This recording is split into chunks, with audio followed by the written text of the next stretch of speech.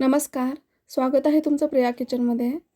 प्रत्येक लहान मुलाच्या आईला 6 महिन्यानंतर प्रश्न पडतो की आता आपल्या मुलांना खाऊसाठी द्यायचं काय?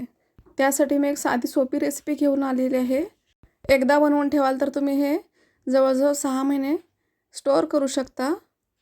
जरी 6 महिने हे स्टोअर करू शकलं तरी आपल्याला आपल्या मुलासाठी एक 8 ते 10 दिवसासाठीच खाऊ बनवून ठेवायचा आहे.